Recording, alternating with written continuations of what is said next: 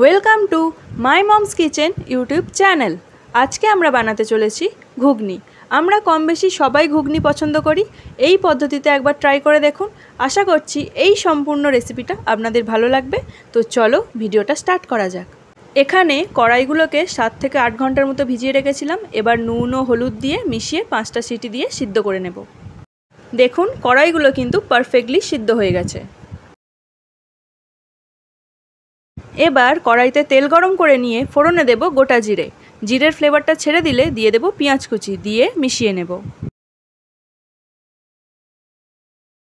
পেঁয়াজটা একটু লাল লাল হয়ে এসছে, এই স্টেজে দিয়ে দেব কেটে রাখা আলুগুলোকে, দিয়ে ভালো করে মিশিয়ে নেব।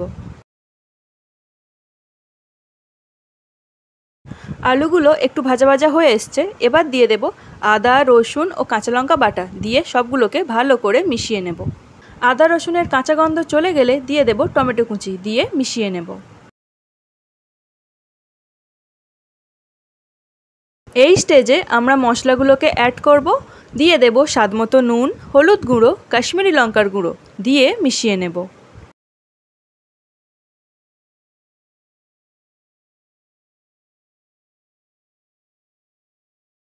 সবগুলোকে ভালোভাবে মিশিয়ে নিয়েছি। এবার দিয়ে দেব সিদ্ধ করে রাখা কড়াইগুলোকে, দিয়ে মশলার সাথে ভালো করে মিশিয়ে নেব।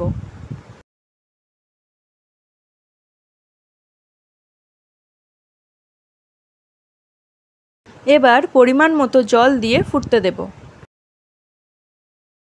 এখানে আলুগুলো সিদ্ধ হয়ে গেছে। এই স্টেজে দিয়ে দেব ম্যাগি মশলা, দিয়ে আরও 2-3 মিনিট ফুটিয়ে নেব। আমাদের ঘুগনি কিন্তু পারফেক্টলি রেডি হয়ে গেছে। রেসিপিটা আপনাদের ভালো লেগে থাকলে অবশ্যই একটা লাইক, কমেন্ট অ্যান্ড সাবস্ক্রাইব করে দেবেন।